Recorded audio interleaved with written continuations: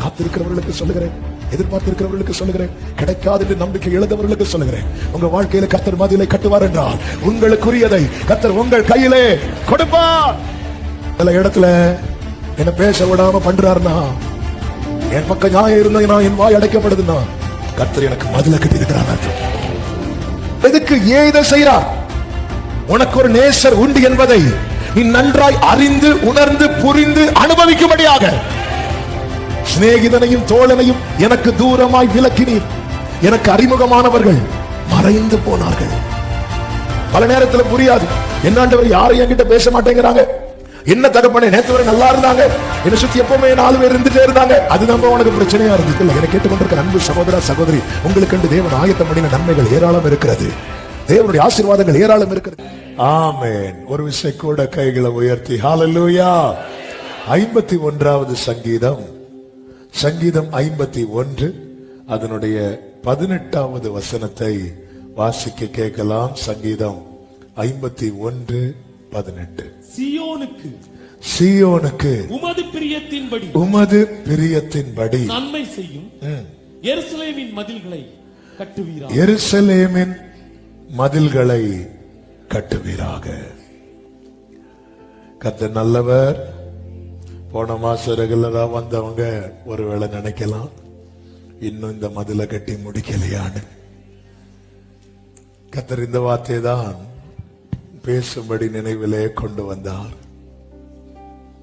நாம் பாதுகாக்கப்பட, இன்னும் சொல்ல வேண்டுமானால் கர்த்தர் விரும்புகிறது எல்லாம் நம்முடைய வாழ்க்கையில நிறைவேற நம்மை சுற்றிலும் மதில்கள் எழுப்பப்பட வேண்டியது மிக மிக மிக மிக அவசியம். எசையா 51வது அதிகாரம் அதனுடைய 1-2 வசனங்களிலே இப்படி சொல்லப்பட்டிருக்கிறது. இதோ ரட்சிக்க கூடாதபடிக்கு 59:1-2 கரெக்ட். இதோ ரட்சிக்க கூடாதபடிக்கு கர்த்தருடைய கை குறுகி போகவும் இல்லை. ரட்சிக்க கூடாதபடிக்கு கர்த்தருடைய கை குறுகி போகவும் இல்லை. கேட்க கூடாதபடிக்கு செவி மந்தமாகவும் இல்லை. உங்கள் அக்கிரமங்களே உங்களுக்கும் உங்கள் தேவனுக்கும் நடுவாக பிரிவினை உண்டாக்குகிறது. உங்கள் பாவங்களே அவர் உங்களுக்கு செவி கொடாதபடிக்கு அவருடைய முகத்தை மறைக்கிறது. இந்த அக்கிரமம் பாவம் ஏன் உள்ள வந்து இப்படி மூடிக்கொள்ளுகிறது என்றால் பாதுகாப்பு இல்லாததுனால. பாதுகாப்பு இல்லாத இடத்துல வெள்ளம் பெருக்கெடுத்து எல்லாவற்றையும் நாசமாக்கிவிடும். இந்த பாதுகாப்பு என்பது ரொம்ப முக்கியம். நம்ம என்ன நினைச்சிட்டு இருக்கிறோம்? ஆண்டவர் எனக்கு செவி கொடுக்கல, ஆண்டவர் எனக்கு ஒண்ணுமே செய்யல. ஆண்டவர் சொல்லுகிறார், என் கை நல்லாதான் இருக்கு, என் செவிக்கும் பிரச்சனை இல்லை. பிரச்சனை எங்க இருக்கு தெரியுமா? நீ எது நடுவில் இருக்கிற? என் பாதுகாப்புக்குள்ள இருக்கிறையா, நீ பாவத்துக்குள்ள இருக்கிறாயா?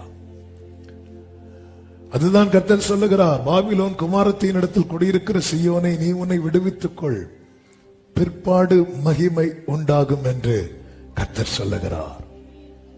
நம்முடைய வாழ்க்கையில தேவன் அநேக காரியங்களை செய்யும்படி திட்டம் வைத்திருக்கிறார். அவருடைய நினைவுகள் என்பது பூமிக்கு வானம் எவ்வளவு உயரமா இருக்கிறதோ அப்படி இருக்கிறது. அதை வர்ணிக்கவே முடியாது, அது சொல்லி தீராது. நம்மை குறித்து யாருக்குமே இப்படி நினைக்க முடியாது. நம்முடைய தகுதியை வைத்து, நம்முடைய திறமையை வைத்து, நம்முடைய படிப்பை வைத்து, நம்முடைய தோற்றத்தை வைத்து மனிதன் ஒவ்வொரு விதத்துல நம்மை நினைத்து வைக்கிறான். ஆனால் தேவன் அப்படி அல்ல. நாம் தோன்றும் முன்னமே நம்மை குறித்த காரியத்தை எல்லாம் கர்த்தர் ஏற்கனவே எழுதி வைத்து, அவருடைய நினைவே மேலதான் இருக்கும். அவருடைய நினைவே மேலதான் இருக்கும். அதனாலதான் சொல்லுகிறார், நீ நினைக்கிறது படி அல்ல நான் நினைப்பது. நீ என்னை நோக்கி கூப்பிட்டு பாரு, உனக்கு தெரியும். நீ என்னை நோக்கி கூப்பிடும் போது நான் உன்கிட்ட பேசுவேன் தெரியுமா, நான் உனக்கு நிறைய காரியத்தை சொல்லுவேன் தெரியுமா. அது எல்லாமே நீ அறியாததும் உனக்கு எட்டாததுமாய் தான் இருக்கும். நீ இதுவரை அப்படி அறிந்திருக்கவே மாட்டேன். நான் அப்படிதான் உன்கிட்ட பேசிட்டு இருக்கிறேன். அதனாலதான் கிதியோன் ஆகட்டும், சவுல் ஆகட்டும், வார்த்தைகள் வரும்போது நீங்க என்கிட்ட இதை சொல்றீங்களா அப்படின்னு கேட்பாங்க. இந்த பெரிய வார்த்தையில என்கிட்ட ஏன் சொல்லிட்டு இருக்கிறீங்க? நமக்கே புரியாது. இஸ்ரவேலின் அபேட்சை யாரை நோக்கி இருக்கிறது? ஒன்னதானே சொல்லும் போது சவுல் சொல்லுகிறான், என்னையா நீங்க ஆள் மாத்தி எதுவும் பேசிட்டு இருக்கிறீங்க? நானே காணாம போன கழுதையை தேடி வந்திருக்கிறேன். கர்த்தர் நல்லவர். நீ என்னை நோக்கி கூப்பிட்டு பாரு, என்னை நோக்கி கூப்பிடு, அப்போ நான் உனக்கு ஒரு உத்தரவு கொடுப்பேன் தெரியுமா? அந்த உத்தரவு என்பது நீ அறியாததும் உனக்கு எட்டாததுமா இருக்கும். தேவன் அப்படி நினைத்து வைத்திருக்கிறார்.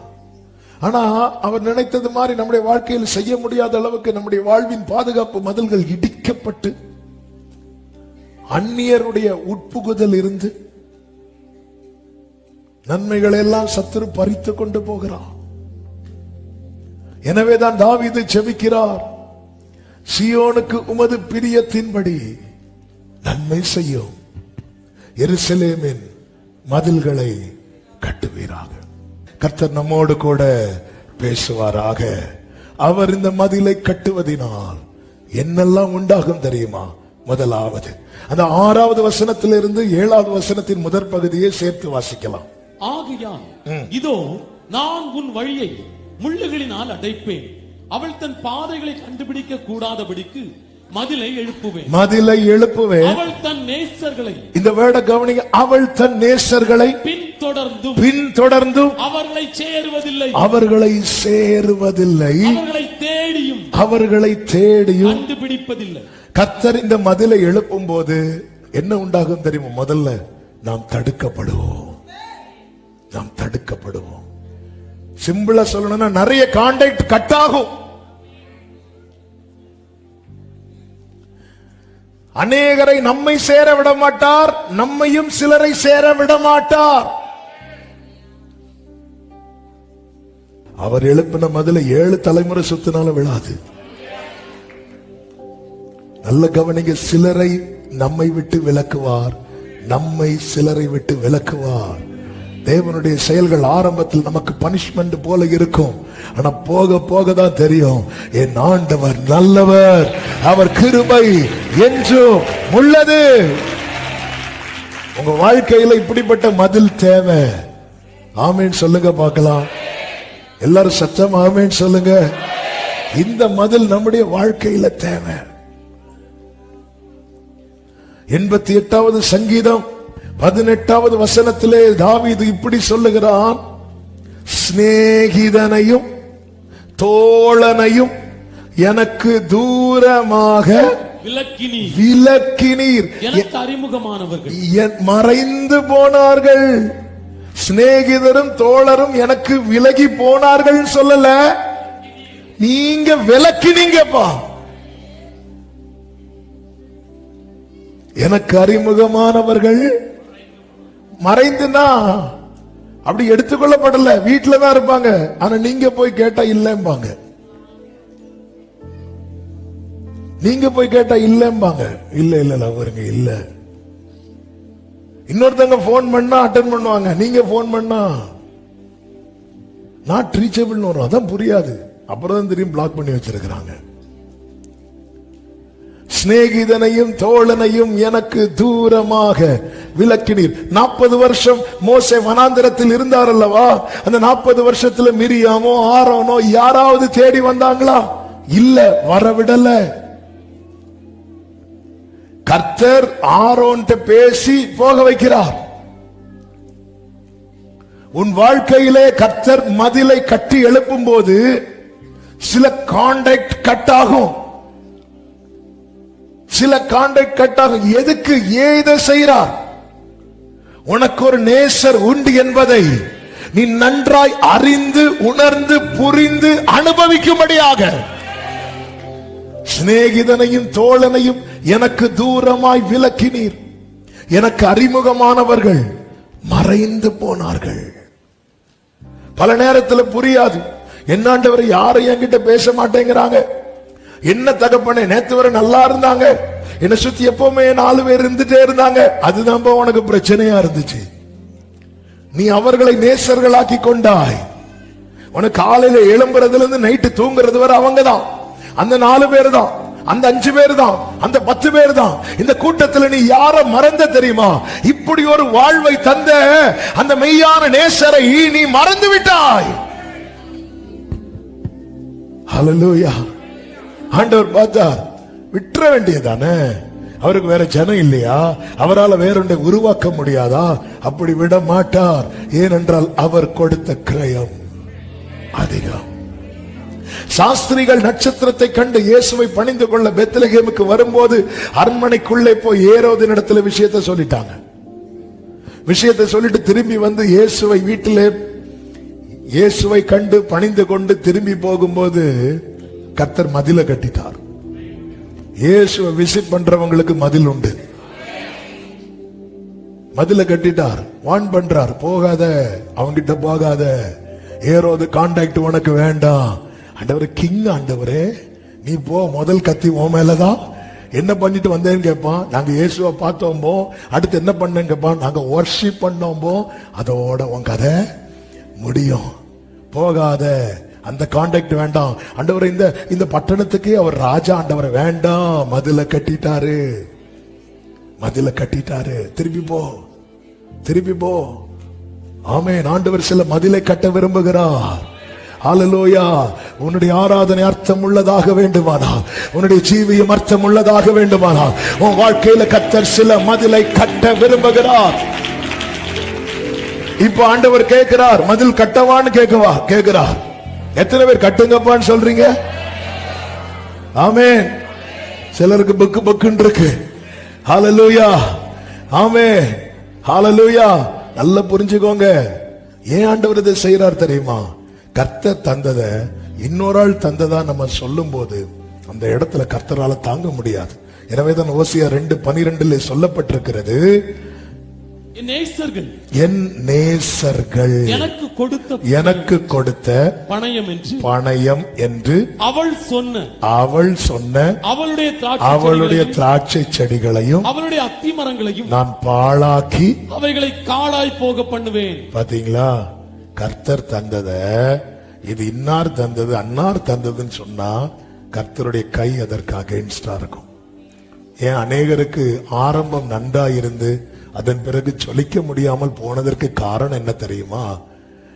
ஆமென். அதாவது உதவும்படி நிறைய பேரை கர்த்தர் கொண்டு வருவாருங்க. அதிகாரிகளை கொண்டு வருவார், உயர் பதவியில. இதெல்லாம் கர்த்தருடைய செயல்.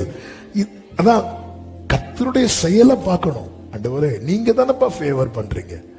சிறைச்சாலை தலைவன் கண்களிலே யோசேப்புக்கு தயை கிடைக்க பண்ணினார். இது யார் செய்றார்? கர்த்தர் செய்றார். போர்த்திபாரின் கண்ணில் யோசேப்புக்கு தயை கிடைக்க பண்ணினார். செய்யறது யாரு? கர்த்தர் செய்றார். இந்த வெளிச்சம் இருந்ததுனாலதான் போர்த்திபாரின் மனைவி அழைத்த போது யோசேப்பு தட்டி விட்டுட்டு ஓடுனான். இல்ல, எனக்கு போர்த்திபாரால தான் எனக்கு இந்த மேன்மை கிடைச்சதுன்னு அவன் நினைச்சிருப்பான், அவன் அட்ஜஸ்ட் பண்ணிருப்பான். ரெண்டுக்கும் வித்தியாசம் தெரியுதா? இதுதான். இந்த வீட்டுல என்ன மேனேஜரா வச்சது யாரு அப்படின்னா போர்த்திபாரின் வீட்டுல. அப்ப ஓனர் யாரு? போர்த்திபார் தான். ஆனா இந்த வீட்டுல நான் உயர்த்தப்பட்டதுக்கு காரணமா இருந்தது இந்த போர்த்திபாரோ போர்த்திபாரின் மனைவியோ அல்ல, கர்த்தர். இந்த வெளிச்சம் அவனுக்கு இருந்ததுனாலதான் போர்த்திபாரின் மனைவி அவனை தப்பு பண்ண அழைத்த போது அவன் தட்டி விட்டு ஓடினான். இல்ல, இவரால தான். ஒருவேளை நான் ஓகே சொல்லலைன்னா நாளைக்கு எனக்கு வேலை போயிருமே அப்படி மட்டும் அவன் நினைச்சிருப்பான் வைங்களேன். இன்னைக்கு இப்படிதான் அநேக காரியத்தில் அநேகர் அட்ஜஸ்ட் பண்ணி நேசரை மறந்து விலகி போய் தங்கள் வாழ்க்கையை பாழாக்கி கொண்டிருக்கிறார்கள். ஆவியானவர் சபைகளுக்கு சொல்லுகிறதை காதுள்ளவன் கேட்க கடவன். அது இப்படி பண்ணாதான் முதலாளிக்கு பிடிக்கும், அது இப்படி பண்ணாதான் மேனேஜருக்கு பிடிக்கும், அது அப்படி பண்ணாதான் பிடிக்கும். நல்ல புரிந்து கொள்ளுங்கள், எல்லா அதிகாரங்களுக்கும் மேலானவரை தான் நாம் ஆராதித்துக் கொண்டிருக்கிறோம். ஒருவரை பிரியப்படுத்த நீ ஒன்றை செய்யும் போது அந்த செயல் உன் நேசரை துக்கப்படுத்துமானால் அந்த செயலினால் உனக்கு ஆசீர்வாதம் வராது, அந்த செயலினால் உனக்கு ஆபத்து தான் வரும். ஆமென். யார் யார் இல்ல? மோர்தேக்காய் பாருங்க, உலக பிரகாரமா பார்த்தா ஆமான் எங்க, மோர்தேக்காய் எங்க? எல்லாரும் ஆமான வணங்கும் போது பாரு, நான் வேணா எழுப்பி நிக்கிறேன், வணங்க மாட்டேன். மோர்தேக்காய் வணங்க மாட்டான். வர்ஷிப் அது ஆண்டவருக்கு தான். அது யாராக இருந்தாலும் சரி. ஆரம்பத்தில் ஸ்ட்ரகிள் பண்ண ரொம்ப கஷ்டப்பட்டான். ஆனா பின்னாட்களில மாமான் கையில் இருந்த ராஜாவின் மோதிரம் இப்ப மோர்தெக்காயின் கையில கொடுக்கப்படுகிறது. என் ஆண்டவர் எல்லாவற்றையும் பார்த்துவிட்டு சும்மா இருக்கிறவர் அல்ல. அதனாலதான் ஆண்டவர் மதிலை கட்டுவேன் என்கிறார். நம்முடைய வாழ்க்கையில் ஆண்டவரே நேசரை தேடுவதற்கு பதிலாக நான் நேசர்களை தேட ஆரம்பிக்கிறேன் என்றால் என்னுடைய ஜெபம் எதுவா இருக்க வேண்டும் தெரியுமா? ஆண்டவரே மதிலை கட்டுங்கப்பா. நீர் நியமித்த பாதையில் நடக்காமல் நான் ஒரு பாதையை தெரிந்தெடுத்து பயணிப்பேன் என்றால் ஆண்டவர் நீர் மதிலை கட்டுவீராக. அதாவது சில பாதையில மதிலை கட்டுகிறார், சில பாதையில என்ன கட்டின வைக்கிறாரா? முள்ளுகளால். ஏன்னா அவருக்கு தெரியும் இவன் எந்த மதிலையும் எத்தி சாடக்கூடியவன். இந்த ஆளு யாரு? மதில் மதில் மதில் தாண்டுறவன், மதில் சாடுகிறவன். ஆமென். சில சின்ன வயசுல எக்ஸ்பர்ட்டா இருப்பாங்க, வீட்டுக்குள்ள அடைச்சி வைக்கிற மாதிரி இருக்கும், அழகானாது. அதனால பார்த்தா நீ ரொம்ப கொதிப்பிய, என்ன ஆண்டவர் அங்க வச்சிருக்கிறீங்க? முள்ளு. வா வா ஆண்டவரே, நான் இப்போ சாடுவேன். சாடு சாடு சாடுவோம். அடுத்த ஃப்ரைடே ஃபாஸ்டிங் பிரேயர் ரிக்வெஸ்ட் வந்திருக்கும். ஒருவர் மதில் சாடி முள்ளுகளுக்குள் விழுந்து எல்லாரும் ஜெபம் பண்ணுவோம். அதனாலதான் சில பாதைகளை அவர் முள்ளுகளால் அங்க போகவே முடியாது. இப்போ இப்படி அடைச்சிட்டு இப்போ எனக்கு முன்னாடி எந்த பாதை தான் இருக்கு தெரியுமா? அவர் நியமித்த பாதை. என் ஜனமாகிய குமாரத்தியை நான் வேறு எந்த பிரகாரம் நடத்துவேன் என்று கர்த்தர் கேட்கிறார். தேவனால் நாம் தடுக்கப்படுகிறோம் என்றால் நம்ம சேஃப் சோனுக்குள்ள இருக்கிறோம் அர்த்தம். நான் எங்க போனாலும் என்ன கர்த்தர் தடுக்கவே இல்லைன்னா என் வாழ்வின் மதில் இடிந்து விட்டது என்று அர்த்தம்.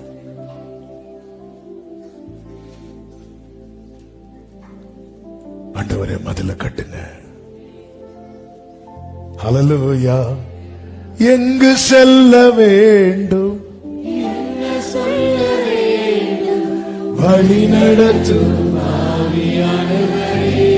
உம் விருப்பம் இல்லாத உம் விருப்பம் ஆமென்.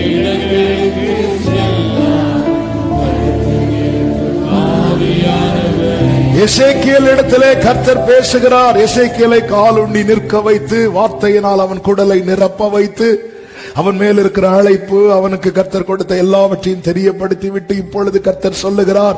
எசேக்கியேல் 3வது அதிகாரம் அதனுடைய 25வது வசனத்திலே, இதோ மனுபுத்திரனே, உன் மேல் கயிறுகளை போட்டு அவைகளால் உன்னை கட்ட போகிறார்கள். ஆகையால் நீ அவர்களுக்குள்ளே போக வேண்டாம். வாட் இஸ் நெக்ஸ்ட் என்பது நமக்கு தெரியாது, ஆனால் அவருக்கு தெரியும். அப்ப இங்கே எசேக்கியேலுக்கு கர்த்தர் என்ன செய்கிறார் என்றால் மதிலை கட்டுகிறார். அவன் தடுக்கப்படுகிறான். மனுபுத்திரனே, அவன் என்ன பிளான் வச்சிருக்கிறாங்க தெரியுமா? உன் மேல கயிறை போட்டு அவைகளால் உன்னை கட்ட போகிறார்கள். ஆகையால் நீ அவர்களுக்குள்ளே போக வேண்டாம். அடுத்த வசனத்தை வாசியுங்கள். வாசிங்க. எசேக்கியேல் 3:26. நான் உன் நாவை உன் மேல் வாயோட ஒட்டி கொள்ள பண்ணுவேன். இதுவும் மதில் தான். நீ அவர்களை கடிந்து கொள்ளுகிற மனுஷனா இராமல் ஊமையனா இருப்பான். அவர் மதில்னா அப்படி நாளைக்கு செங்கல்லாம் வீட்டுக்கு முன்னாடி இருந்து இறங்கல, இருக்குல்ல, அடைச்சிடுவாரு. சில இடத்துல என்ன பேச விடாம பண்றாருன்னா, என் பக்கம் நியாயம் இருந்தா என் வாய் அடைக்கப்படுதுன்னா கர்த்தர் எனக்கு மதில கட்டி இருக்கிறார் அர்த்தம். ஹல்லேலூயா. நீ அவர்களை கடிந்து கொள்ளுகிற மனுஷனாயிராமல் ஊமையனாயிருப்பாய். அவர்கள் கலக விட்டார். 27வது வசனம். நான் உன்னோட பேசும்போது வாயை திறப்பேன், உன் வாயை திறப்பேன். அப்பொழுது கர்த்தராகிய ஆண்டவர் இன்னதை உரைத்தார் என்று அவர்களோட சொல்வாய். கேட்கிறவன் கேட்கட்டும், கேளாதவன் கேளாதிருக்கட்டும். அவர்கள் கலக விட்டார். முந்தின வசனத்தில் என்ன சொல்லப்பட்டிருக்கிறது? அவர்கள், நீ சும்மா இருந்தாலும் அவங்க யாருதான்? கலக விட்டார். நீ பேசினாலும் அவங்க யாருதான்? அப்ப அவங்கள மாத்தவே முடியாது. நீ மாறு. நம்ம என்ன நினைக்கிறது தெரியுமா? 4 வார்த்தை பேசினா ஒண்ணு இல்ல, கலக வீட்டார் தான். அவங்களெல்லாம் மாத்த முடியாது. அப்ப நாம தான் மாறணும். என்ன மாறணும்? ஆண்டவரே பேசவா? ஆண்டவரே நான் சும்மாவே இருக்கேன், பேசு. உன் நாவை மேல் வாயோட ஒட்டிக்கொள்ள பண்ணுவேன். அதுதான் தாவீது ஜெபிக்கிறான், என் வாய்க்கு காவல் வையும். அவர்கள் கலக விட்டார். நீ ஊமையானார், அவர்கள் கலக விட்டார். நீ பேசு, அவர்கள் கலக விட்டார்.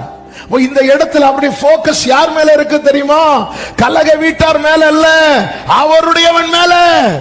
நீ சேஃபா இருக்கணும் எசேக்கியேலே, நீ பாதுகாப்பா இருக்கணும் எசேக்கியேலே. உன் ஆத்துமா முக்கியம், உன் வாழ்க்கை முக்கியம். அவங்க பேசுறது போல நீயும் பேசுறேன்னா நீ அந்த கூட்டத்தில் ஆயிருவ. நீ அவங்க பேசுறது போல பேசக்கூடாது. நான் உன்கிட்ட பேசும்போது உன் வாயை திறப்பேன். அதாவது என்கிட்ட பேசிட்டு நீ பேசுனா உன் வாயில என் வார்த்தை வரும். வேற யார்கிட்டயோ பேசிட்டு பேசினா நம்ம வாயில அவங்க வார்த்தையை போட்டுருவாங்க. ஒருத்தங்களை பத்தி இன்னொருத்தங்க கிட்ட மணிக்கு ஒரு கணக்கா பேசிட்டே இருக்கிறோம். திடீர்னு நம்ம போறோம், அந்த பர்சன் கூட அந்த பர்சனை எதிர்கொண்டு வராங்க. அப்ப நம்ம வாயில எந்த வார்த்தை வரும் தெரியுமா? அந்த ஆள்கிட்ட பேசிட்டு இருந்தோம்ல, அந்த ஆள் சொல்லிட்டே இருப்பாங்க, அவங்க இப்படி பண்ணாங்க, இவங்க இப்படி பண்ணாங்க, அவங்க அப்படி சொன்னாங்க. அது நம்ம கேட்டுட்டே இருப்போம். ஆமென் ஆமென் ஆமென். கேட்டுட்டே இருக்கும்போது அந்த ஆள் வரும்போது, உங்களை பத்தி எனக்கு தெரியாதா? நீங்க இப்படி பண்ணவங்க தானே, நீங்க இப்படி செஞ்சவங்க தானே. போட்டது யாரு? ஆனா அவர்கிட்ட பேசிட்டு இருக்கும் போது அவர் வார்த்தையை போட்டுட்டே இருப்பார். அந்த பர்சன் எதிரா வந்தாலும், ஹல்லேலூயா, உங்களை சபிக்கிறவர்களை நீங்கள் ஆசீர்வதியுங்கள். தேவ பிள்ளையே, நமக்கு மதில் ரொம்ப முக்கியம். மதில் ரொம்ப முக்கியம். இயேசு கிறிஸ்து நேற்று இரவு சாட்டர்டே வர்ஷிப்ல இயேசு கிறிஸ்துவுக்கு மேல் அநேக குற்றச்சாட்டுகளை வைத்தார்கள். அவரோ பேசாம நிற்கிறார். அவர்கிட்ட பதில் இல்லாததுனால அல்ல, இங்க நான் பேச வேண்டாம்.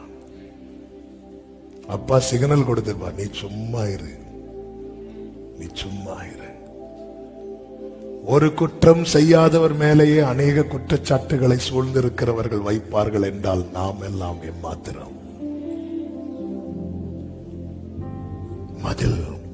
அதனாலதான் ஆண்டவர் சிலரை நம்மை விட்டு செப்பரேட் பண்ணுவார், நம்மை சிலரை விட்டு செப்பரேட் பண்ணுவார். இது கொஞ்சம் பெயின்ஃபுல்லா தான் இருக்கும். பட் இந்த மதில் நமக்கு அவசியம். இரண்டாவதாக, இந்த மதில் கட்டப்படுவதனால் உண்டாகிற அடுத்த மேன்மை என்ன தெரியுமா? அதே ஓசியா 2வது அதிகாரத்தின் 7வது வசனத்தை வாசியுங்கள். அப்பொழுது அவள், நான் என் முந்தின புருஷனிடத்துக்கு திரும்பி நான் என் முந்தின 2வது பகுதி, நான் என் முந்தின புருஷனிடத்துக்கு திரும்பி போவேன். இப்பொழுது இருக்கிறதை பார்க்கலாம். அப்பொழுது எனக்கு நன்மையா இருந்தது என்பார். மதில் கட்டப்படும் போது அடுத்து என்ன உண்டாகும் தெரியுமா? நேசரை குறித்த மேன்மையான நினைவுகள் உண்டாகும். அதுவரைக்கும் அவளுக்கு யார மறந்துட்டா தெரியுமா? இயேசுவ மறந்துட்டா. சபை யார மறந்துட்டு தெரியுமா? இயேசுவ மறந்துட்டு. நாங்க சண்டே ஸ்கூல் படிக்கும் போது சண்டே ஸ்கூல் ஆனிவர்சரிக்கு ஒரு ஸ்கிட் பண்ணோம். அந்த ஸ்கிட்ல என்ன எப்படின்னா, வீட்டுல இருக்கிற பெரியவருக்கு பர்த்டே, தாத்தாவுக்கு பர்த்டே, பிள்ளைங்க பேர பிள்ளைங்க எல்லாரும் வெளியூர்ல இருந்து வர்றது மாதிரி ஸ்கிட். அந்த ஸ்கிட்ல வந்து அப்படி இப்படி எல்லாம் பண்ணிட்டு கடைசியில ஓகே கேக் கட் பண்ணலாம்னு சொல்லிட்டு கேக் எல்லாம் எடுத்து வச்சு ஹாப்பி பர்த்டே பாடலான் இருக்கும் போதுதான் ஒரு பேர பிள்ளை சொல்றான், தாத்தா எங்க? கொண்டாட்டத்துல எல்லாம் வச்சுட்டு எதை மறந்துட்டோம் தெரியுமா? தாத்தாவை. எதுக்கு அது ஸ்கிட் போட்டோம்னா, கிறிஸ்துமஸ்ங்கிற பேர்ல என்னெல்லாமோ செய்யறோம், ஆனா உண்மையில யார மறந்துட்டோம்? கிறிஸ்துமஸ்ல இருக்கிற கிரைஸ்ட மறந்துட்டோம். பாருங்க, சாத்தானுடைய தந்திரத்தை பாத்தீங்களா? அதுல இருக்கிற கிறிஸ்துமஸ்ல இருக்கிற கிரைஸ்ட தூக்கிட்டு அதுல எக்ஸ்ன்னு வேற போட்டு, என்ன மஸ்? இதான் உலகம். இதே போலதான் நன்மைகள் வர வர வர, எல்லை பெருக பெருக பெருக, ஆசீர்வாதங்கள் கொட்ட கொட்ட கொட்ட காரணமானவரை மறந்துட்டோம். இவள் அப்படி மறந்துட்டா. ஆனா மதில் கட்டப்பட்டு இப்போ ரீச் பண்ண மற்றவர்களை ரீச் பண்ண முடியாம இருக்கும் போது இவ யாரு நினைக்கிறா தெரியுமா? என்னுடைய ஆரம்பத்துல என் கூட ஒருத்தர் இருந்தா. தோளில் இருந்து உயர்த்தினீர், தூக்கி என்னை நிறுத்தினீர், துதித்து பாட வைத்தீர். அல்லேலூயா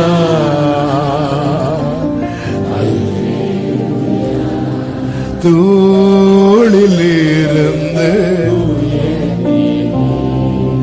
தூக்கி என்னை ருசித்தவங்க கைகளை உயர்த்தி துதித்து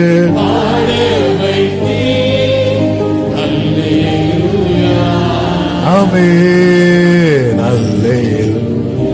நல்ல கவனமா கேளுங்க. நேசரை குறித்த நினைவு நமக்கு எப்பெல்லாம் வருது? ஆண்டவரே உம்முடைய ஆவிக்கு மறைவா நான் எங்க போவேங்கிறார் தாவீது. அப்படின்னு எங்க போனாலும் என் நினைவுல நீங்க தான் வந்துட்டு இருக்கிறீங்க.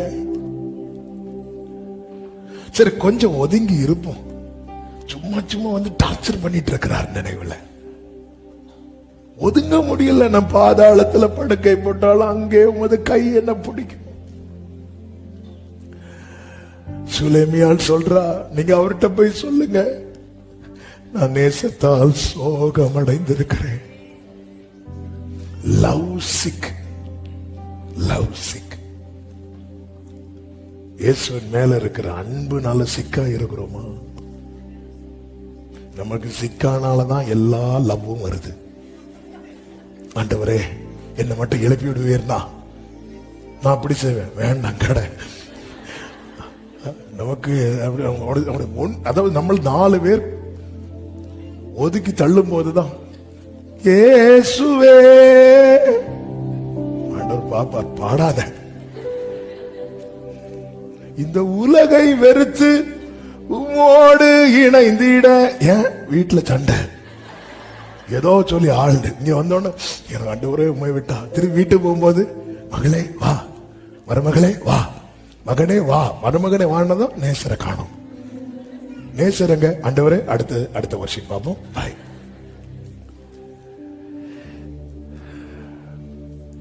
நான் என் முந்தின புருஷனிடத்துக்கு திரும்பி போவேன். இப்பொழுது இருக்கிறதை பார்க்கலும் அப்பொழுது எனக்கு நன்மை. அது எவ்வளவு பாக்கியம் இயேசுவோடு. அன்னைக்கு நமக்கு ஒண்ணுமே கிடையாது, எதுவுமே இல்லை. அவருடைய பிரசன்னத்துல வந்து இருக்கும்போது எல்லாம் இருக்கிறவர்களை விட ஒரு நிறைவு நம்ம இருதயத்தில் இருந்தது. எல்லாம் இருக்கிறவர்களை விட ஒரு நிறைவு நம்ம இருதயத்தில் இருந்தது. இன்னைக்கு எல்லாம் வந்ததுக்கு அப்புறம் நேசரை மறந்து நேசர்களுக்கு பின்னாக இன்னைக்கு அன்னைக்கு ஆண்டவர் கர்த்தருடைய ஆலயத்துக்கு போவோம் வாருங்கள் என்று சொல்லும் போதே நமக்கு அவ்வளவு ஹாப்பியா இருந்துச்சு. இப்போ சண்டே சர்ச்சுக்கு போய் ஆகணும் இல்லைன்னா எத்தனை பேர் ஹாப்பியா கை தூக்க வேண்டாம், மகிழ்ச்சியா இன்னைக்கு ஆண்டவர் சமூகத்தில் வந்திருக்கிறோம். வரணுமேனு வந்தவங்க எத்தனை பேர்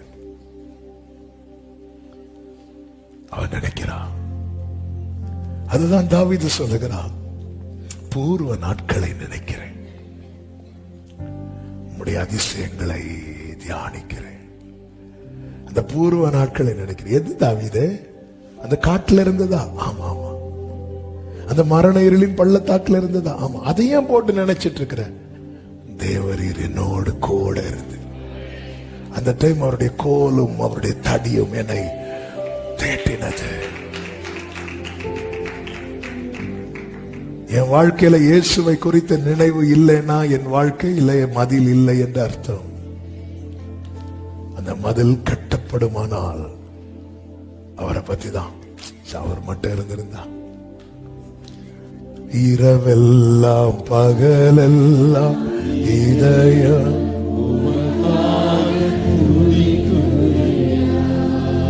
நினைவெல்லாம் பேச்செல்லாம். பிரியமானவர்களே, இந்த வேர்டை எத்தனை பேர் எப்படி எடுத்துக்கிறீங்கன்னு தெரியல.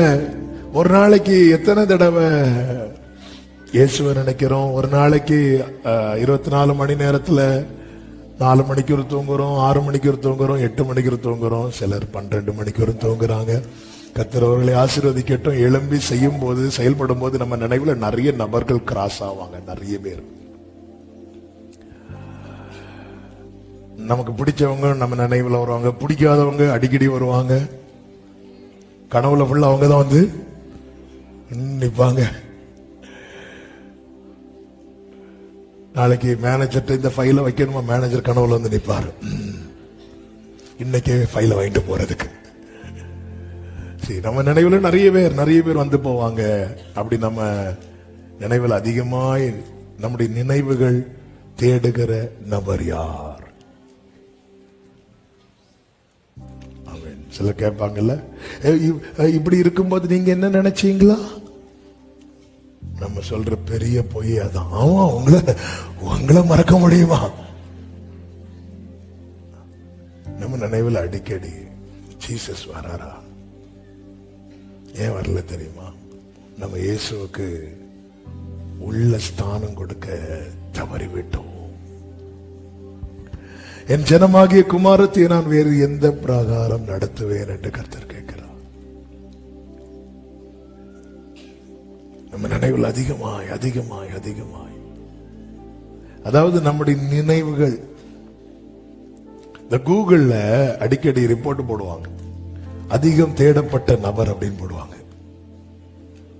அதிகம், இந்த கடந்த மாதம் அதிகம் தேடப்பட்ட நபர், ஏதாவது ஒரு ஆக்டர் அல்லது ஒரு ஸ்போர்ட்ஸ் பிளேயர் யாராவது இருப்பாங்க.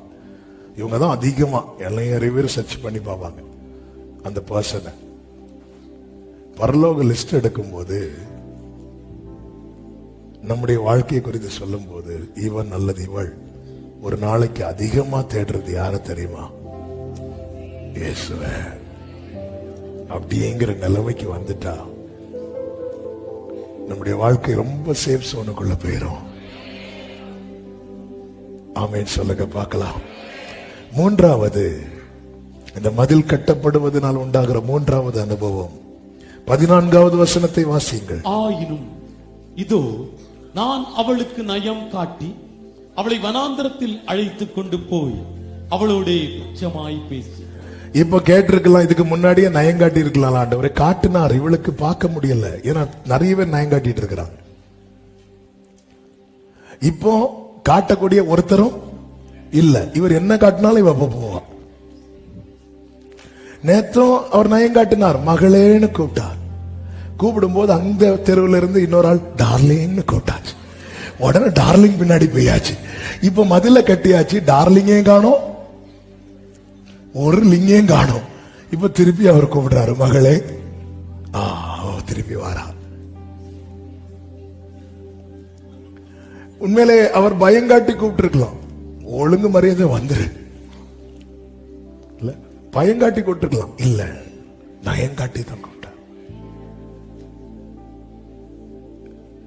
தேவன் மதிலை எழுப்புகிறார் என்றால் அவரோடு எளிதாய் நம்மால் நெருங்க முடியும். அவரண்டை நெருங்கும் அனுபவம் உண்டாகும். என்னால தேவனிடத்துல நெருங்க முடியலன்னா என் வாழ்க்கையில மதில் அவசியமா எழுப்பப்பட வேண்டியது இருக்கிறது. அதாவது நெருங்குகிறது வேற, நெருக்குகிறது வேற. இதை எனக்கு செய்யும், இப்பவே செய்யும். அதுல நெருக்கிறது, நெருங்குறது வந்து லவ்ல வரக்கூடியது, அன்புல. நயங்காட்டி இப்ப வேற யாரும் நயங்காட்டுறதுக்கு இல்ல. பேதுருவ நயங்காட்டி தூக்குனாரு பாத்தீங்களா? பேதுருவ சீமோன் தானே இயேசு பேதுரு என்று அழைத்தார், கேபா என்று அழைத்தார். சீமோனுடைய சகோதரன் அந்திரையா சீமோனை இயேசுவின் இடத்துல அழைத்து கொண்டு வருகிறார். இதான் ஃபர்ஸ்ட் விசிட், இயேசுவை சந்திக்கிறது. யோவான் 1வது அதிகாரம் எடுக்க வேண்டாம், 40, 41, 42 வசனங்களை பார்க்கும் போது இருக்கும். சீமோன் வரும்போதே இயேசு சொல்லிட்டார், கேபா அப்படின்ட்டார். இதான் பேதுரு அப்படின்ட்டார். ஆமீன் போட்டு போயிட்டார். போயிட்டு மீன் பிடிக்க போனார். ஆண்டவர் பார்த்தார், வேலைக்கு ஆகாது, மதில போட்ட. பேதுரு இங்க வலை போட்டா மீன் இங்க போகும், பேதுரு இங்க வலை போட்டா மீன். சில நேரத்தில் நமக்கு புரியவே புரியாதுல்ல. நாம ஒண்ணு செய்வோம், நடக்காது. நாம அங்கிருந்து விலகி இன்னொரு ஆள் அதே இடத்துல வந்து ஒண்ணு செய்வாங்க, நடக்கும். இரவு முழுவதும் பிரயாசப்பட்டு ஒன்று அகப்படவில்லை. போட்டு கரையில வருது. காலையில கரையில யார் நிக்கிறா தெரியுமா? இயேசு நிக்கிறார்.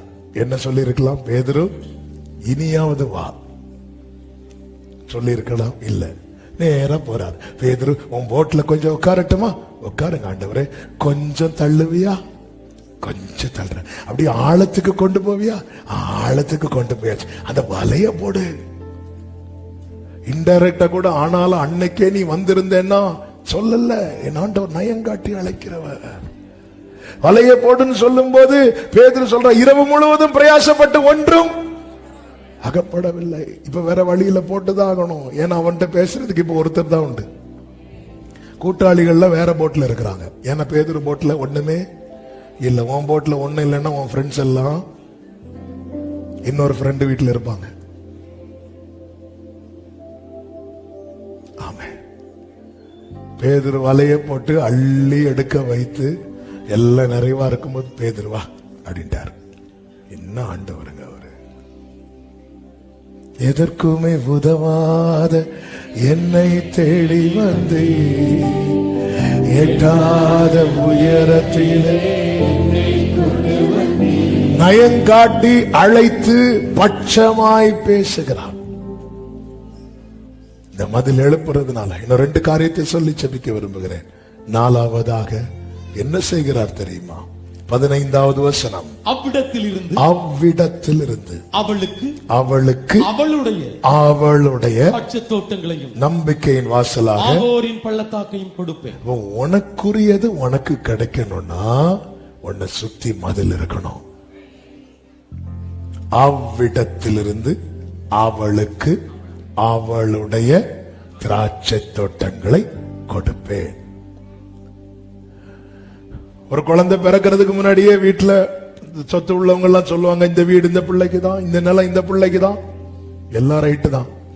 அந்த பிள்ளை பிறந்து கீழே விழுந்த உடனே பத்திரத்தை தூக்கி மூஞ்சிலே அறிவாங்க இல்ல. தெரியணும், இப்ப கொடுக்கலாம், இப்ப கொடுக்கலாம், இப்ப கொடுத்தா இது சேஃபா இருக்கும் அப்படின்னு ஒரு நம்பிக்கை வந்ததுக்கு அப்புறம் தான் கொடுப்பாங்க. இல்ல அந்த பிள்ளை வளர்ந்து அந்த பிள்ளை சின்ன வயசுல இருந்தே ஊதாரித்தனமா சுட்டி தெரிந்து இந்த பிள்ளை கையில என்ன கிடைச்சாலும் அது டேமேஜ் ஆயிரும், அது பாழாயிரும் அப்படின்னு தெரிஞ்சுன்னா கொடுக்க மாட்டாங்க. அப்படியே பிள்ளை கம்பல் பண்ணி எழுத வச்சு எழுதினாலும் எப்படி எழுதுவாங்க தெரியுமா? உஷாரா, எங்கள் காலத்துக்கு பிறகு, இல்லைன்னா அடுத்த நாள் முதியோர் இல்லத்தில் சேர்க்கப்படுறதுக்கு வாய்ப்பு இருக்கிறது. ஏன்னா இந்த பிள்ளைய பொறுத்து இது சரியில்லை, அப்போ இல்ல இது பாதுகாப்பு சேஃபா தான் இருக்கு அப்படின்னு சொன்னதும் பாருங்க. இளைய குமாரனுக்கு அவனுக்குரிய சொத்தை கொடுத்துட்டு விட்டுட்டார். ஆனா மூத்த குமாரனுக்கு தன் தகப்பனுக்குரிய எல்லாத்தையும் கொடுக்கிறார். ஏன்னா அவன் மதிலுக்குள்ள இருக்கிறான். அதனாலதான் மூத்த குமாரன் சொல்றார், என்னுடையதெல்லாம் உன்னுடையதா இருக்கிறது. இளைய குமாரன் எப்படி சொல்லல, அவன் அழிச்சிருவான். அப்புறம் அவரும் பன்றி கூட்டத்துல தான் போய் இருக்கணும். நீ வேணா போ, எனக்கெல்லாம் போக முடியாது. அதனாலதான் அப்போ அந்த பாருங்க, அழைத்து கொண்டு வந்து என் வாழ்க்கையில சுற்றி மதில எழுப்புறாருன்னா எனக்கு இருக்கிறத இல்லாம ஆக்குறதல்ல, எனக்கானதை எனக்கு தருவதற்கு. சவுல் குடும்பத்தில் பிறந்தவன் தானே யோனத்தான், யோனத்தானுக்கு பிறந்தவன் தானே மேவிபோசேத். அந்த மேவிபோசேத்துக்கு அப்போ சவுல் தான் இல்ல, அவன் ராஜா, அவனுடைய சொத்துக்கள் எல்லாம் இருக்கிறது. ஆனால் மேவிபோசேத்துக்கும் சொத்துக்கும் சம்பந்தமே இல்லாமல் இருக்க இப்பொழுது தாவீது கேட்கிறான், யோனத்தான் நிமித்தம் தயவு பாராட்ட யாராவது இங்க இருக்கிறாங்களா என்று கேட்கும் போது மேவிபோசேத்தை குறித்து பேசுகிறான். சீபா ஒரு முடவன் இருக்கிறான், அவனை தூக்கிட்டு வாங்குறாங்க. மேவிபோசேத் கொண்டு வரப்படுகிறான். இப்பொழுது அவன் மதிலுக்குள்ளே வருகிறான். 2 சாமுவேல் 9வது அதிகாரம் அதனுடைய 7வது வசனத்திலே தாவீது மேவிபோசேத்தை பார்த்து இப்படி சொல்லுகிறான். தாவீது அவனை பார்த்து, நீ பயப்படாதே, நீ பயப்படாதே, உன் தகப்பனாகிய யோனத்தான் நிமித்தம் நான் நிச்சயம் உனக்கு தயவு செய்து உன் தகப்பனாகிய சவுலின் நிலங்களை எல்லாம் உனக்கு திரும்ப கொடுப்பேன். உனக்கு புதுசா இல்லப்பா, அதெல்லாம் உனக்குரியதுதான். ஆனா நீ எங்க இருந்த தெரியுமா? மதிலுக்கு வெளியே இருந்த. இப்ப நீ எங்க வந்துட்ட தெரியுமா? என் சமூகத்துல வந்துட்ட. நீ என் பந்தியில் நித்தம் அப்பம் புசிப்பாய் என்றார். புதுசா எடுத்து கொடுக்கல. என கேட்டுக்கொண்டிருக்கிற அன்பு சகோதர சகோதரி, உங்களுக்கு தேவன் ஆயத்தம் பண்ணின நன்மைகள் ஏராளம் இருக்கிறது. தேவனுடைய ஆசீர்வாதங்கள் ஏராளம் இருக்கிறது. ஏன் கையில வரமாட்டேங்குது? நம்ம மதிலுக்குள்ள இருக்கிறோமா? பாதுகாப்பா இருக்கிறோமா? ஒரு பாட்டு உண்டுல, நம்ம பாடுவோம்ல, என்னை நம்பியவர் தந்த பொறுப்பதனை. என்ன அழகான பாட்டு! இதுதான் ட்ரூத், இதுதான் சத்தியம். என்னை நம்பி அவர் தாரார். ஓகே, இவன் சேஃபா இருக்கிறான். இவன் முடவன் ஃபர்ஸ்ட் டைம் மீட் பண்றாங்க. ஆனா எங்க வந்துட்டாருன்னா அரண்மனைக்குள்ள வந்துட்டார், மதிலுக்குள்ள வந்துட்டார், எருசலேமுக்குள்ள வந்துட்டார். வந்தது சொல்றாரு, இங்க பாருப்பா, உன் தகப்பனாகிய யோனத்தான் நிமித்தம் உனக்கு நான் தயவு செய்யணும். உன் தகப்பனாகிய சவுல்னா தாத்தா, சவுலனுடைய நிலங்களை எல்லாம் உனக்கு திரும்பி கொடுப்பேன். இதுவரை மேவிபோசேத் எப்படி இருக்கிறான் தெரியுமா? அவனே சொல்றான், செத்த நாயை போல. அவனுக்கு சொத்து இருக்கு, எல்லாம் இருக்கு, ஆனா எப்படி இருக்கிறான் தெரியுமா? செத்த நாயை போல. மதிலுக்குள்ள வந்தது அவனுக்கு எல்லாம் கிடைக்குது. தகப்பனுடைய அன்பு என்கிற மதிலுக்குள்ள இளையகுமாரன் வந்ததும் எல்லாம் கிடைக்குது. உனக்குரியது ஏன் உனக்கு கிடைக்கல? நீ எங்க இருக்கிற? சபையை வாக்குத்தத்தங்களை கேட்டு கேட்டு கேட்டு கேட்டு ஒண்ணு கூட இன்னும் வாங்கலையே. கிடைக்காதா? கிடைக்கும். வா, மதில கெட்ட விடு அவரை. இந்த குயவன் செய்தது போல நான் உனக்கு செய்யக்கூடாதோ? காத்திருக்கிறவர்களுக்கு சொல்லுகிறேன், எதிர்பார்த்திருக்கிறவர்களுக்கு சொல்லுகிறேன், கிடைக்காது என்று நம்பிக்கை இழந்தவர்களுக்கு சொல்லுகிறேன், உங்க வாழ்க்கையில கர்த்தர் மதிலை கட்டுவார் என்றால் உங்களுக்குரியதை கர்த்தர் உங்கள் கையிலே கொடுப்பார். ஐந்தாவதாக, இந்த மதில் கட்டப்படுவதனால உண்டாகிற ஐந்தாவது ஆசீர்வாதம் என்ன தெரியுமா? 16வது வசனம் வாசியுங்கள். அக்காலத்தில் நீ என்னை இனி பாகாலி என்று சொல்லாமல் ஈஷி என்று சொல்லுவாய். பாகாலினா மாஸ்டர் அப்படின்னு அர்த்தம், ஈஷினா ஹஸ்பண்ட் அப்படின்னு அர்த்தம். நீ என்ன எப்படி சொல்லுவ தெரியுமா? ஹஸ்பண்ட்னு சொல்லுவ, நேசர்னு சொல்லுவ, நாயகர்னு சொல்லுவ.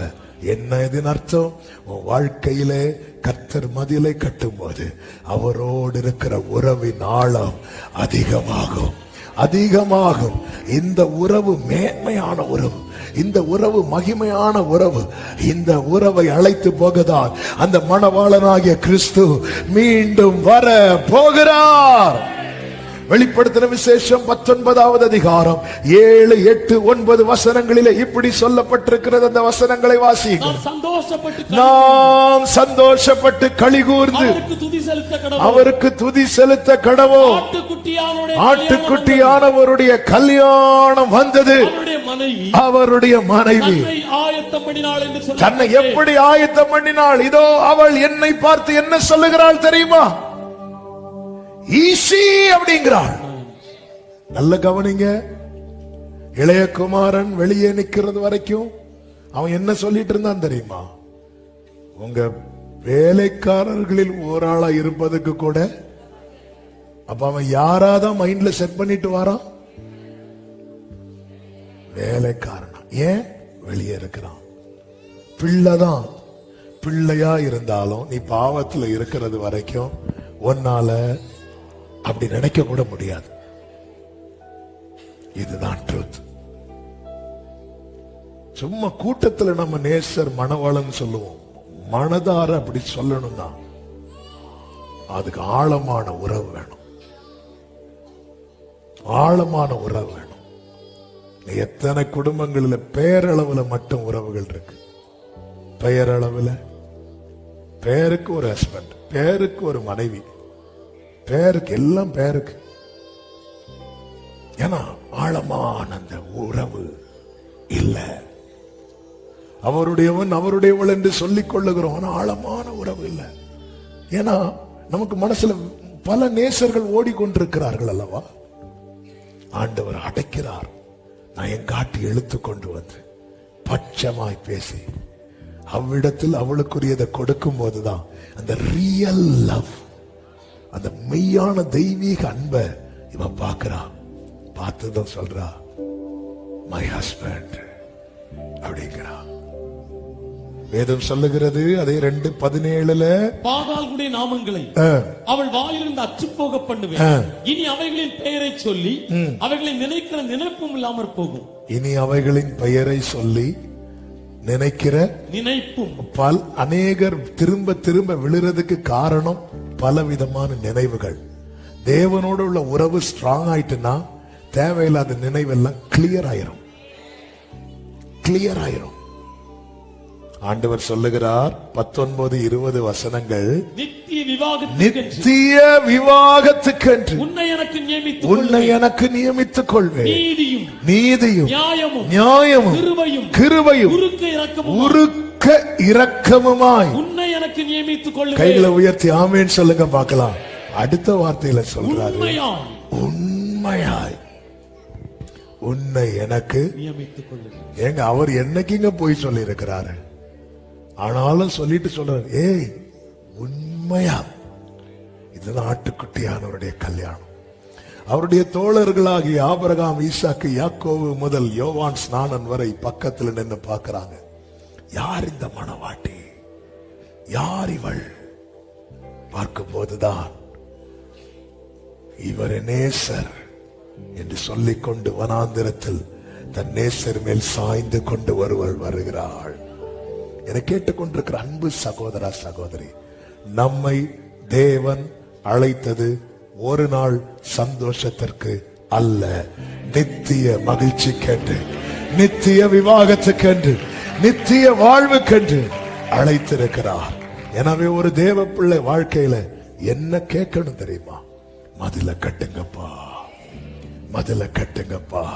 எல்லாரும் எழுந்து நிற்கலாம் ஆண்டவர் சமூகத்துல. கர்த்தர் நல்லவர். நீரே போதும் வேறே வேண்டாம் எந்த நண்பரே சுவே, மண்ணுக்காக மாணிக்கத்தை வெறும் மண்ணுக்காக. இது எத்தனை பாக்கியம், இது எத்தனை மேன்மை! நித்திய விவாகத்துக்கென்று தேவன் நம்மை நியமித்திருக்கிறார். உண்மையாய் உன்னை எனக்கு நியமித்துக் கொள்வேன். இந்த பூமியிலே தேவ ஜனமே, நம்ம ஆண்டவர் சமூகத்தில் ஒரு நாள் சந்தோஷத்துக்காக வரக்கூடாது. மனிதன் ஒரு நாள் சந்தோஷத்துக்காக என்னெல்லாமோ செலவழிக்கிறான், என்னெல்லாமோ பண்றான். ஒரு நாள் வாழ்வை இன்பம் என்று ஒரே ஒரு நாளுக்காக. இந்தியாவில் ஒரு ஒரு ஒரு பெரிய ஒரு பணக்காரருடைய மகனுடைய திருமணம் நடந்தது. அந்த ஒரு நாளுக்காக என்னெல்லாமோ பண்ணாங்க, என்னெல்லாமோ பண்ணாங்க. ஆண்டவர் என்னையும் உங்களை அழைத்தது ஒரு நாளுக்காக அல்ல, தலைமுறை தலைமுறையாய், 1000 வருடமாய் அவருடையவனாய் அவருடையவளாய் இருக்கும்படி. இதுக்கு நமக்கு என்ன தேவை தெரியுமா? ஒரு மதில் கட்டப்படணும். எத்தனை பேர் உண்மையா சொல்லுவீங்க? நீரே போதும்,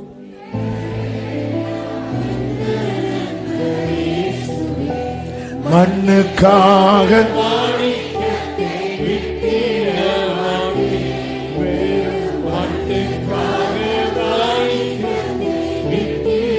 இதை ஒரு அறிக்கையாக, இது ஒரு நம்பிக்கையின் விசுவாசத்தின் சாட்சியின் அறிக்கையாக சொல்லி பாடி நாம ஜெபிக்கலாமா? எல்லாரும் கைகளை தட்டி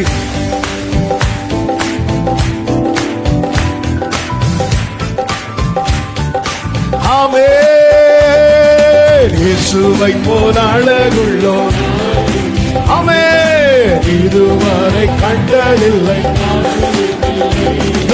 இயேசுவை போல் யாரும் இல்லை பூமி இதுவரை கண்டதில்லை. ஆமென். இயேசுவை போல் அழகுள்ளோம். பூரணளவுள்ளவரே நீரை போதும் வேறே வேண்டாம். ஆமென். மண்ணுக்காக மாணிக்கத்தை விட்டிட மாட்டேன், மண்ணுக்காக மாணிக்கத்தை. பூரணளவுள்ளவர் நீரை போதும் வேறே வேண்டாம்.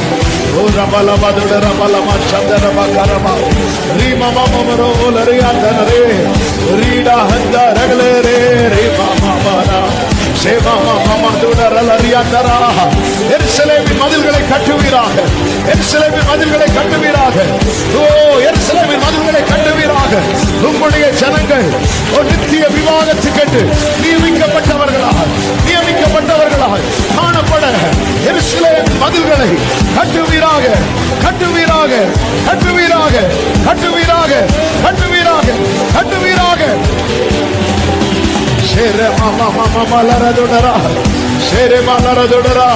உண்மையாய் நியமித்துக் கொள்வேன், எனக்கென்று நியமித்துக் கொள்வேன், நித்திய விவாகத்துக்கென்று நியமித்துக் கொள்வேன் என்று கர்த்தர் சொல்லுகிறார். சபையை ஆர்ப்பரி. ஆமென், ஆமென். தினந்தோறும் உம்மிலுள்ள 2 கைகளை உயர்த்தி கண்களை எடுத்து நேசரேலில் ஓ தினந்தோறும்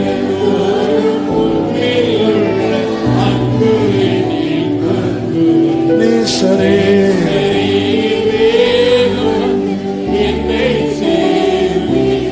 அவர் வரும் நாளில்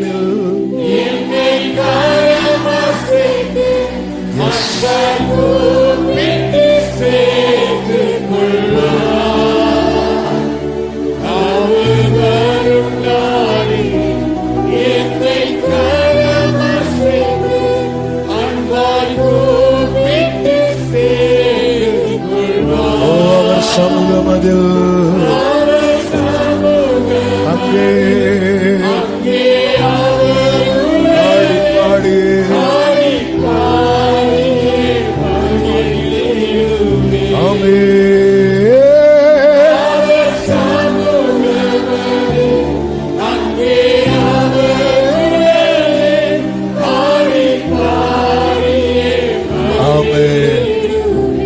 பிரியமானவர்களே, ஆண்டவர் எதை செய்தாலும் நம்முடைய நாளைக்காக தான் செய்கிறார். நம்முடைய நாளை குறித்து அக்கறை உள்ளவர். எனவே ஒரு தேவ பிள்ளை எப்பொழுதுமே ஆண்டவர்கிட்ட கேட்கணும், எப்போது உம்மோடு வைத்துக் கொள்ள ஆண்டவரே நீர் மதில்களை கட்டுவீராக. ஒரு விஷயம், உங்க வலது கரத்தை உயர்த்தி உங்க இடது கரத்தை இருதயத்தில் வைத்து ஆண்டவரே என் குடும்பத்தின் மதில்களை கட்டுவீராக, என் வாழ்வின் மதில்களை கட்டுவீராக. அந்த நித்திய விவாகத்துக்கண்டு நீர் நியமித்த கூட்டத்தில் நான் இருக்கணும், நாங்க இருக்கணும்பா. எங்களுக்கு கிருபை தருவீராக. ஆமென். பரிசுத்த பிதாவே, நன்றியோடு துதிக்கிறோம். உங்க சமூகத்துல கிருபையா எங்களை கொண்டு வந்து பாட, துதிக்க, ஆராதிக்க, செபிக்க வைத்த அன்புக்காக நன்றி. எங்களோடு பேசினீர். S Lord. எங்கள் வாழ்வின் மதில்களை கட்டி எங்களை உம்முடையவர்களாகவே நிலை நிறுத்துவீராக.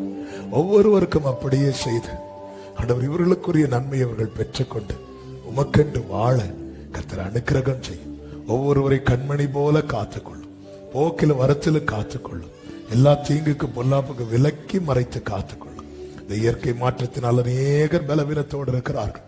ஒவ்வொருவருக்கும் இறங்கி பரிபூர்ண விடுதலையை, சுகத்தை, பலத்தை, கிருபைகளை கொடுத்து கர்த்தர் காப்பீராக. ஒரு சேதமும் தீங்கும் அணுகாதபடி காப்பீராக. தேவ சமாதான கிருபை சூழ்ந்து கொள்ளட்டும். சமாதானத்தோடு அனுப்பி சாட்சியாய் கொண்டு வாரும். எல்லா மகிமை, கனம், துதி, ஸ்தோத்திரங்கள் அனைத்தும் ஒருவருக்கே செலுத்துகிறோம். இரட்சகர் இயேசு கிறிஸ்துவின் நாமத்தில் பிதாவே, ஆமென். என் ஆத்துமாவே கர்த்தரை ஸ்தோத்திரி, என் முழு உள்ளமே அவருடைய பரிசுத்த நாமத்தை ஸ்தோத்திரி.